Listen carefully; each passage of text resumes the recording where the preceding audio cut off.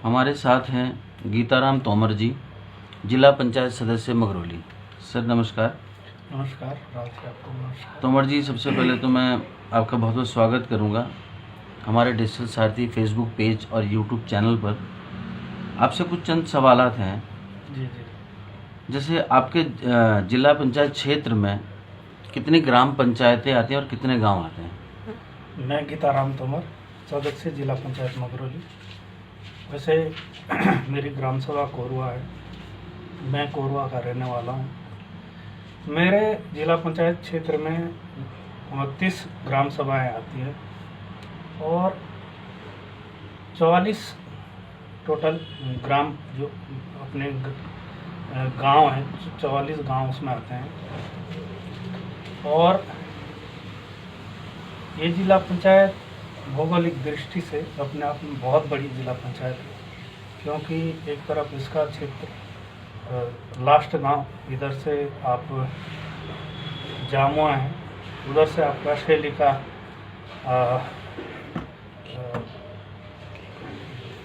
इस वाली शैली का अगर मैं बात करूं तो रताड़ और नीचे टिपराड़, और उधर से उस शैली की अगर मैं बात करूं, शैली एक उधर शैली है, एक दूसरी शैली उधर वाली शैली। उधर उस वाली शैली में भी लगभग हमारे छः गाँव शैली के पड़ते, 9 गाँव शैली के पड़ते, 15 गाँव शैली के हमारे साथ जुड़े हैं मगरौली जिला पंचायत क्षेत्र में। तो अपने आप में भौगोलिक दृष्टि से बहुत बड़ी जिला पंचायत है। जी तोमर जी, मैं ये पूछना चाहूँगा आपसे, जिला पंचायत सदस्य की क्या भूमिका है? राव जी, जिला पंचायत सदस्य सरकार और पंचायतों के बीच में एक कोऑर्डिनेटर का काम करता है। हमारा काम कोऑर्डिनेशन करना है। सरकार की क्या क्या योजनाएं हैं, वो सारी योजनाएं ग्राम सभा तक उसका प्रचार प्रसार करना। कुछ सारी योजनाएं ऐसी होती है कि जो ग्राम पंचायतों में जिसका प्रचार प्रसार नहीं हुआ है, जिसका लोगों को नॉलेज नहीं है, तो ये सारी चीज़ें, सरकार की सारी योजनाएं ग्राम सभा तक पहुंचाना हमारा कार्य है, कोऑर्डिनेशन करना हमारा कार्य है। जी तोमर जी, जैसे आप डीपीसी के भी सदस्य हैं जिला पंचायत में, तो क्या है डीपीसी, थोड़ा बताएंगे? और इसमें कितने सदस्य होते हैं और क्या भूमिका रहती है? राव जी, अपने जिला पंचायत क्षेत्र से अपने देहरादून जिला पंचायत में लगभग 30 सदस्य हैं। 30 में से 10 मेंबर डीपीसी मेंबर होते हैं। डीपीसी मेंबर, डीपीसी का अर्थ है डिस्ट्रिक्ट प्लानिंग कमेटी। जिले की सबसे बड़ी समिति है कि इस विभाग को कितना बजट देना है, किस विभाग में कितना अधिक कार्य इस बार करना है, ये सारी चर्चाएं उस समिति में होती है। जैसे उदाहरण के लिए मैं बताऊं, इस बार हमें लगता है कि पेयजल के क्षेत्र में ज़्यादा समस्या है, तो उसमें हम एक जो बड़ा अमाउंट है वो पेयजल के लिए, पिछले बार एग्जाम्पल हमने 8 करोड़ पेयजल को दिया, तो इस बार हम 10 करोड़ 12 करोड़ पेयजल को दे सकते हैं। उस पर हम चर्चाएं करते हैं, सभी की सहमति होती है तो वो बजट हम बढ़ाते हैं। तो ये निश्चित रूप से जिले की सबसे बड़ी समिति है, और जिन विभागों को हमें लगता है कि धन की कमी है तो उस विभाग को हम थोड़ा बहुत धन बढ़ा सकते हैं। जी तोमर जी, जैसे आप नवनिर्वाचित जिला पंचायत सदस्य हैं अभी, और आपके कार्यकाल को लगभग 4 से 5 माह हुआ है अभी, तो आपने क्या क्या इस दौरान, जो आप क्षेत्र में रहे हैं लॉकडाउन के दौरान, क्या ऐसी समस्या लगी आपको क्षेत्र में कि जिसको जो है संज्ञान में लेना चाहिए? मुझे ऐसा लगता है कि पहाड़ी क्षेत्र में शिक्षा और स्वास्थ्य दो बहुत बड़ी समस्या हैं। शिक्षा के क्षेत्र में भी जितने हाई स्कूल, जो हमारे हाई स्कूल थे, उनका उच्चीकरण हुआ है, अभी तक जो इंटर कॉलेज बने अभी तक उनमें शिक्षकों की कमी है। हमारी जो पहली बैठक हुई, जिला पंचायत की पहली बैठक हुई, उसमें शिक्षा क्षेत्र के जो अधिकारी आए थे उनसे मैंने ये विषय रखा था। माननीय हमारी जो अध्यक्ष है, जिला पंचायत अध्यक्ष श्रीमती मधु चौहान जी, उनसे मैंने इस विषय को लेकर डिस्कस किया था कि अपने क्षेत्र में, शिक्षा के क्षेत्र में जितने स्कूलों का उच्चीकरण हुआ है उसमें शिक्षक बहुत कम है। दूसरा, स्वास्थ्य के क्षेत्र में भी अभी माननीय अध्यक्ष जी ने, मैं आभार व्यक्त करता हूं माननीय अध्यक्ष जी का, जिनके प्रयासों से सारे सरकारी अस्पतालों में डॉक्टर्स अभी कुछ भेजे सरकार ने। और उसके बाद भी मैं अभी कुछ समय पहले से यहाँ हॉस्पिटल का निरीक्षण करने गया था। माननीय चिकित्सा अधीक्षक जी से मैंने बातचीत करी, चर्चाएं करी क्या क्या समस्या हैं। तो मुझे ऐसा लगता है कि जैसे एक्सरे मशीन भी वहाँ ख़राब है। छोटी छोटी जो समस्याएं, अगर मूलभूत सुविधाएं हमारे हॉस्पिटलों में नहीं है तो ये बहुत चिंताजनक विषय है। तो उस जैसे छोटे छोटे जो विषय हैं, छोटी छोटी जो सुविधाएं, उसके लिए मैंने उनसे बात करी है। माननीय अध्यक्ष जी से मैं बात करूंगा। मुझे लगता है कि हमें उन छोटी छोटी सुविधाओं को ध्यान में रखते हुए वो सारी उपलब्ध वहाँ करवाना। जी तोमर जी, जैसे आपने शिक्षा और स्वास्थ्य के बारे में बताया कि मेन मुद्दे हैं ये, इसकी जो वर्तमान में बदहाल स्थिति है, इसके लिए कौन जिम्मेवार है वैसे आपकी तरफ से? स्थानीय लोग हैं जो जनप्रतिनिधि, जो जिनको जनप्रतिनिधित्व दिया गया है? देखिए, मुझे तो ऐसा लगता है कि इसमें लगभग बराबरी दोनों ही जिम्मेदार है, क्योंकि सरकार का भी जिस हिसाब से ध्यान होना चाहिए था, जैसे प्राथमिक विद्यालय हैं, आप लोगों ने पिछली बार कांग्रेस टाइम पे देखा होगा, हरीश राव जी सीएम साहब थे, तो उन्होंने एक सर्वे करवाया कि जिस विद्यालय में 10 से कम छात्र छात्राएँ हैं उस प्राथमिक विद्यालय को बंद किया जाएगा। तो उस समय में विद्यार्थी परिषद में काम करता था, हमने एक सर्वे करवाया तो पूरे प्रदेश में, उत्तराखंड में 1800 प्राथमिक विद्यालय बंद हुए। अब एक तो सरकार ने, हाईकोर्ट का आदेश था कि या तो आप मूलभूत सुविधा बढ़ाएं, आप फैकल्टी बढ़ाएं, या नहीं तो छात्र संख्या कम करें। तो सरकार ने फैकल्टी बढ़ाने की जगह छात्र संख्या कम करी। तो जैसे छोटे छोटे गांव जहाँ 4 बच्चे 6 बच्चे हैं, छोटे छोटे बच्चे हैं, अगर उस जगह का विद्यालय बंद होता है, अब वो 4 किलोमीटर 5 किलोमीटर दूसरे जगह पढ़ने जाएंगे, तो ये संभव नहीं है। जो फर्स्ट क्लास सेकंड क्लास का बच्चा है उसके लिए संभव नहीं। ठीक है, थर्ड फोर्थ में आप जा सकते हैं, बच्चे थोड़े बड़े हो जाते हैं। जैसे आपने बताया अभी शिक्षा के बारे में कि भाई दोनों ही जो है जिम्मेदार हैं, स्थानीय लोग भी कहीं ना कहीं, जनप्रतिनिधि भी, और कहीं ना कहीं जो है जो ये नीतियाँ बनाई गई हैं, किस तरीके से आप जैसे करेंगे, सरकार ने प्रयास किया है, किस तरीके से इसको बेहतर बनाया जा सकता है आपके नज़रिए से? देखिए, हमने सबसे पहले सरकार से मांग करी थी कि एक समान शिक्षा सबको मिलनी चाहिए। जैसे 1-2 साल से प्रत्येक स्कूल में NCERT लागू हुई है। एक समान, अगर एक समान कोर्स सारे स्कूलों में पढ़ाया जाएगा, एक समान शिक्षा हर स्कूल में दी जाएगी, तो उसके बाद छोटा सा अंतर रहेगा कि चलो ये कॉन्वेंट स्कूल है तो इसकी बिल्डिंग बड़ी है। शिक्षा सबकी सारे स्कूल में एक जैसी अगर मिलती है तो सबको संतुष्टि मिलती है। और मैं पिछले बार हमने कम से कम 10 साल इसके लिए आंदोलन करा, और 10 साल बाद हमें सफलता मिली कि NCERT लागू हुई। जी तोमर जी, जैसे पेयजल भी एक अपने आप में बड़ी समस्या है, तो क्षेत्र में पेयजल की क्या वर्तमान स्थिति और आपका क्या रोड मैप है इसके लिए? देखिए, इस बार तो भगवान की कृपा दृष्टि हुई है, सारे स्रोत ठीक चल रहे हैं, समय समय से बारिश हो रही है।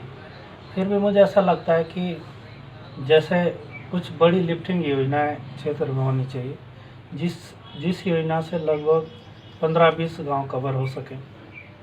जैसे हमारे नदियां हैं, नदियों से पानी लिफ्ट कर सकते हैं, और 15-15, 20-20 गांव के लिए एक ही योजना लागू बन सकती है, और एक ही योजना से 15-20 गांव कवर हो सकते हैं। तो ऐसी बड़ी योजनाएं भी क्षेत्र में बननी चाहिए, और उसके लिए हम प्रयास करेंगे। जैसे तोमर जी, रोजगार से ही संबंधित है कुछ, जौनसार बावर से क्या प्लान हो रहा है या नहीं? हो रहा है तो क्यों? जौनसार बावर से 2 तरह का प्लान हो रहा है। एक तो शिक्षा के क्षेत्र का प्लान है, जो लोग पढ़ने लिखने बाहर जाते हैं, एक निश्चित रूप से तो वो प्लान हो रहा है। दूसरा क्या है कि बहुत समय से एक अन्य प्लान भी हो रहा है, रोजगार के लिए भी बहुत ज़्यादा प्लान हो रहा है, क्योंकि हमारे क्षेत्र में मुझे लगता है लघु उद्योग नहीं है, कुछ इनकम के साधन नहीं है, और ये सारी चीज़ें ना होने के कारण अच्छी शिक्षा नहीं है। तो इसके लिए हर कोई व्यक्ति चाहता है, हर कोई चाहे मजदूर हो, वो भी चाहता है मेरे बच्चे को अच्छी से अच्छी शिक्षा मिले, अच्छे से अच्छे स्कूल में मैं इसे पढ़ा सकूं, चाहे मुझे कितनी मजदूरी करनी पड़े, कितनी मेहनत करनी पड़े। तो इसलिए भी ये भी एक पलायन का मुख्य कारण है, क्योंकि क्षेत्र में रोजगार होना अति आवश्यक है। महिलाओं के लिए कोई रोजगार नहीं, युवाओं के लिए कोई रोजगार नहीं, इसलिए भी लोग पलायन कर रहे हैं। जैसा आपने अभी कहा कि रोजगार के साधन होने चाहिए, तो थोड़ा बताएंगे किस तरीके के रोजगार होने चाहिए महिलाओं, बच्चे, युवाओं के लिए?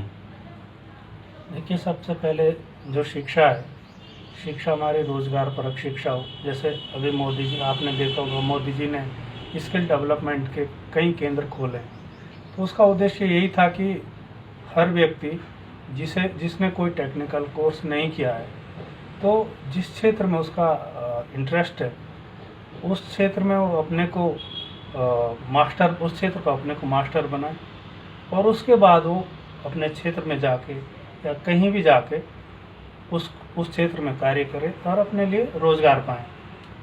और हमारे क्षेत्र में मुझे लगता है जैसे दूरदराज क्षेत्र है, वहाँ भी छोटे छोटे लघु उद्योगों के माध्यम से हम लोगों को रोजगार दे सकते हैं। छोटे छोटे लघु उद्योग हम स्थापित कर सकते हैं।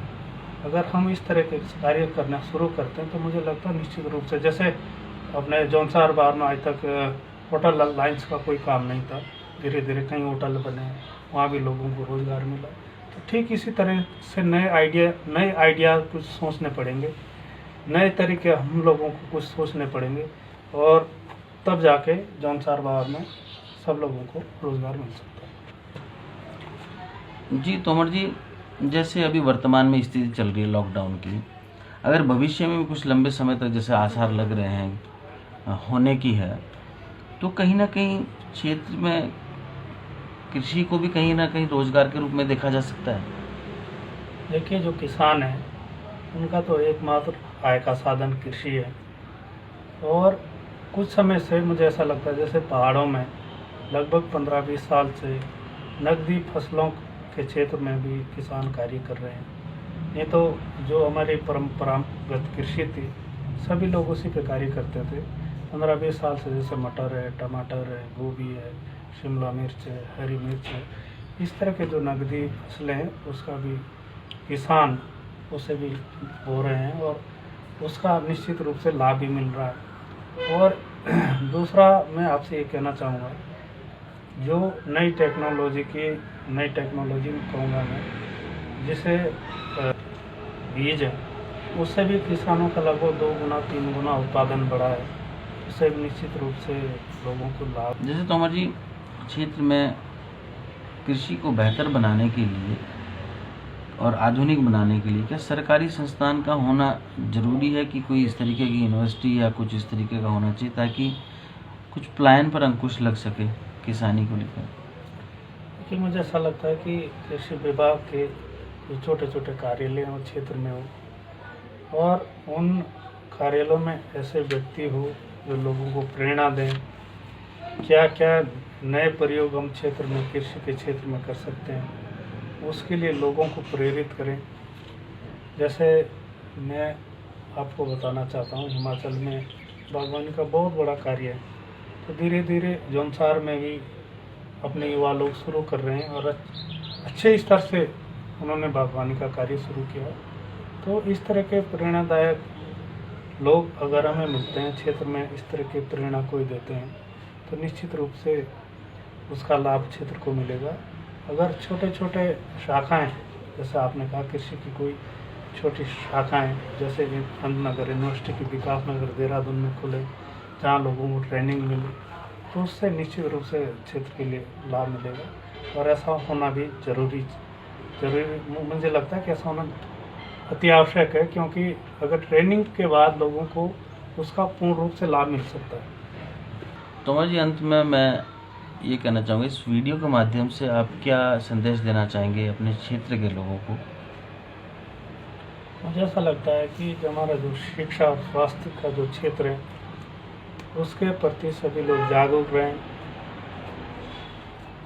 अगर हम शिक्षा के क्षेत्र और स्वास्थ्य के क्षेत्र के प्रति जागरूक है, तो निश्चित रूप से क्षेत्र में, जैसे अभी कोरोना महामारी चल रही है, तो माननीय मोदी जी का वो आदेश है कि आप प्रत्येक ग्राम सभा में छिड़काव करें, अपने घर पे रहें, सोशल डिस्टेंस बना के रखें, मास्क पहने। तो ये सारी चीज़ें मुझे ऐसा लगता है इसके लिए हर व्यक्ति को जागरूक होना अति आवश्यक है। अगर हम जागरूक नहीं हैं तो आप लोगों ने देखा होगा कई जगह पुलिस वाले किसी को मुर्गा बना रहे हैं, किसी को कुछ कर रहे हैं। ये सारी चीज़ें हमारे बीच में तभी आती है जब हम जागरूक नहीं हैं। अगर हम जागरूक हैं तो सारी चीज़ें ठीक है। अंत में मैं यही कहूँगा, सभी लोग घर पर रहें, सोशल डिस्टेंस का प्रयोग करें, मास्क पहनें, हाथों को अच्छी तरह धोएं, और जब तक ये लॉकडाउन नहीं खुल जाता है तब तक सभी लोग अपने घरों पे बने रहें। धन्यवाद तोमर जी, बहुत बहुत धन्यवाद आपका।